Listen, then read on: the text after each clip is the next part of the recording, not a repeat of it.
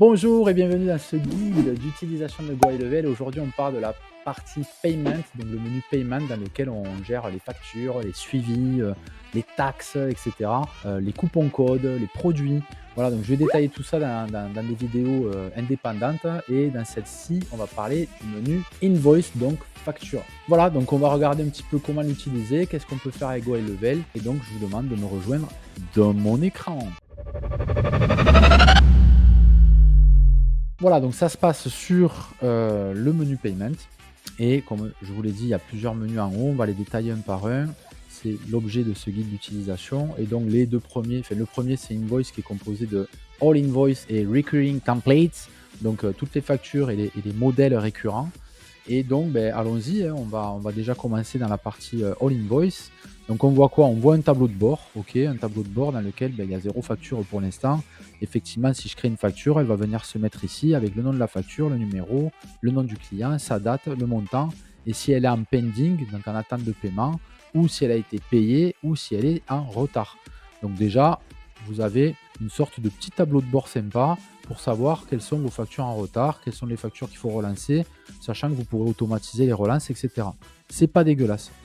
Donc toujours pareil, quand on arrive sur un menu, le premier truc à faire, c'est toujours d'aller dans la petite roue crantée pour faire quelques réglages. Donc qu'est-ce qu'on a ici? Le premier onglet, c'est information de l'entreprise. Je ne vais pas vous aider à faire ça. Vous importez un logo, nom de l'entreprise, téléphone, adresse, etc. Blablabla, site web et éventuellement des valeurs personnalisées qui sont dans les custom value. Voilà, donc bon, à vous de voir, mais c'est une en-tête, donc c'est pas forcément utile. En tout cas, j'en ai pas trouvé une grosse utilité. Vous sauvegardez et vous passez à l'onglet suivant. Titre de la facture, pour moi ça s'appelle facture. Et ensuite, conditions de paiement, à vous de mettre les vôtres selon vos conditions de vente. Est-ce que vous mettez un truc long, court, 6 lignes, 10 lignes, 3 lignes? Moi, les factures que je vais générer ce sont uniquement pour des services que je vends en one shot. Donc généralement des services de coaching ou de prestations marketing ou grosse marketing. Donc en général, je fais un règlement avant la prestation ou un acompte avant la prestation. Et si au moment de la livraison, j'ai pas le paiement, j'envoie ça à un service de recouvrement. C'est jamais arrivé. Donc bon, parce qu'en général, je fais du bon travail, mais ça peut arriver. Et donc, c'est des conditions en fait que vous pouvez mettre. Voilà, donc choisissez des conditions. Mettez pas des conditions en mode super gros non plus pour que ça soit quand même assez discret sur la facture. Enfin, en même temps, c'est à vous de voir. Moi, je vous parle de l'utilisation. Après, à vous de voir votre stratégie. Voilà, donc quand on a fini, petit bouton sauvegarder, pas plus. Ensuite, les paramètres de la date d'échéance, par défaut, vous pouvez mettre que la facture doit être payée à 30 jours, 15 jours, 60 jours. Vous sauvegardez. Ensuite, les champs personnalisés, honnêtement, si quelqu'un trouve comment le faire, j'ai demandé au support, ils m'ont dit qu'ils ouvraient un ticket parce que apparemment, il y a soit un truc qui déconne un peu. Je sais pas, j'ai eu en tout cas le support GoHighLevel qui n'a pas su m'aider pour ça. Ça me paraît pas très très important, donc du coup pour l'instant je ne peux pas vous aider dessus. J'y reviendrai peut-être en annotation. Si quelqu'un a l'info en commentaire, n'hésitez pas. Et à ce moment-là, je ferai une update. Pour la partie notification, vous pouvez notifier votre client ou notifier votre équipe en fonction de certains éléments. Facture reçue, paiement de facture réussi, le paiement de la facture échoué, information de paiement automatique échoué.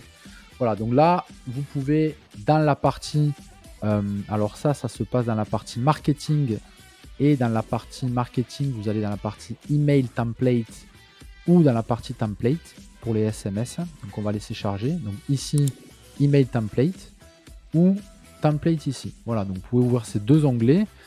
L'email template va vous permettre de générer des templates d'email et donc en l'occurrence, vous pouvez recréer les emails qui sont proposés ici par défaut.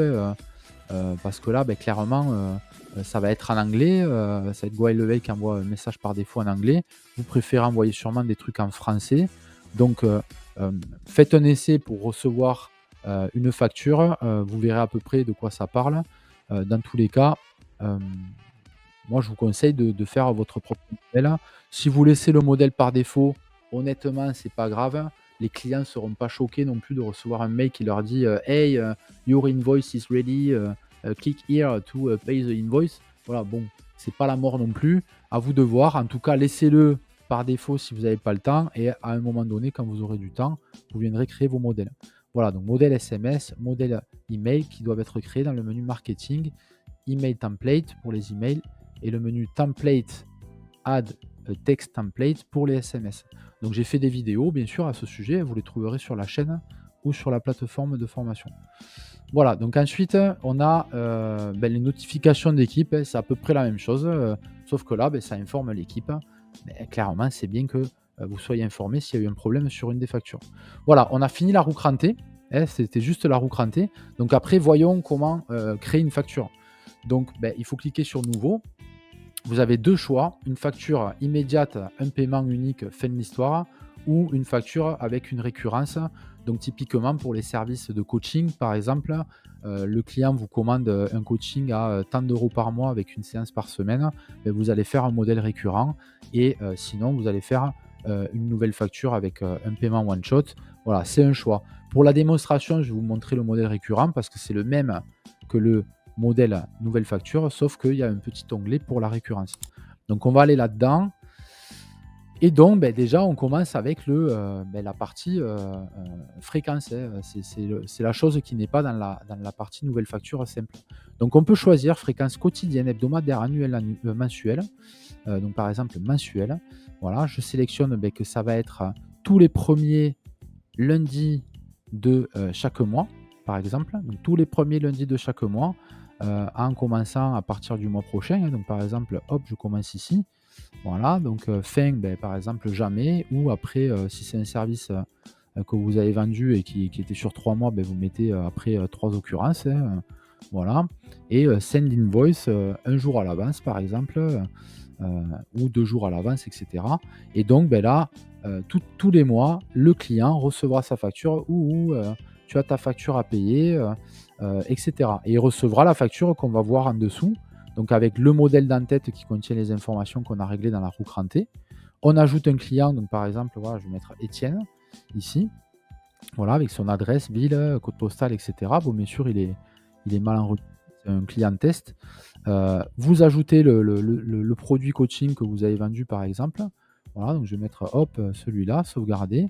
Donc hop, ça vient ici. Donc là, c'est un rendez-vous stratégique au prix VIP. Je ne me vends pas à 20 € de l'heure, je vous rassure.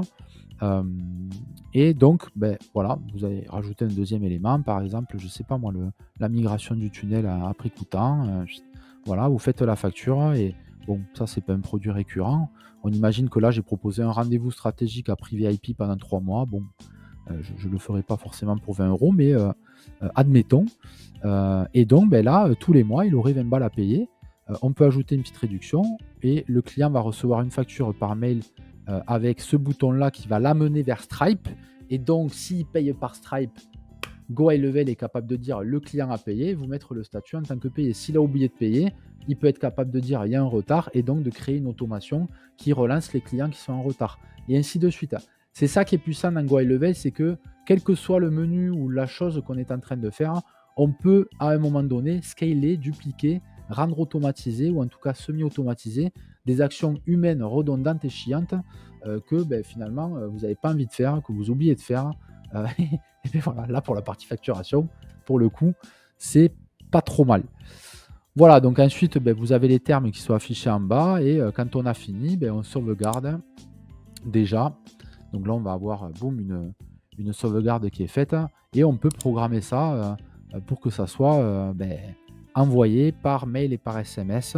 Vous choisissez bien sûr le paiement live. Alors là, c'est vivre parce que c'est une traduction français un peu éclatée au sol. Mais c'est le paiement live de Stripe, c'est pas un test. Voilà, activez le paiement automatique. La personne, elle le paye par carte. Ensuite, ça sera automatiquement débité. Donc finalement, il n'aura même pas à payer. Voilà, il faut bien l'informer de ça. Et est-ce qu'on choisit d'y envoyer par courrier, par texto ou les deux? Ça, c'est votre choix. Et vous validez. Du coup, ça va se faire tout seul. Donc bien sûr, ça, imaginez, c'est vraiment un système de facturation plus ou moins manuel parce que vous avez fait une vente manuelle. On est bien d'accord que dans la partie site web et dans la partie tunnel, si vous avez un produit à vendre sur Internet, honnêtement, vous mettez en place un checkout, donc une page de checkout avec le produit dedans et la personne paye en ligne avec Stripe et le reste se fait tout seul. Vous n'avez pas forcément besoin de venir envoyer une facture au client pour avoir le paiement. Voilà. Vous n'allez peut-être pas vous servir en tant que gestion et comptabilité, mais pourquoi pas, vous pourriez aussi remplir les factures juste pour avoir votre votre, gestion et comptabilité, on va dire, votre gestion des factures ici, pourquoi pas? OK, ben j'ai pas plus à vous dire sur la partie, invoice, hein, on peut créer, certaines automations, mais c'est plutôt sur les check-out de pages et compagnie que sur la création automatique de factures, ce qui est dommage. Ça va peut-être venir, donc n'hésitez pas à voter pour cette option que, une facture soit générée automatiquement dans le système Go High Level, même pour les gens qui passent par un checkout. Mais sinon pour la facture semi-manuelle ou automatisée, ça fait quand même très, très, très bien le taf. Voilà, donc n'hésitez pas à poser vos questions sur le groupe Facebook ou venir sur les classrooms et moi je vous dis à très bientôt.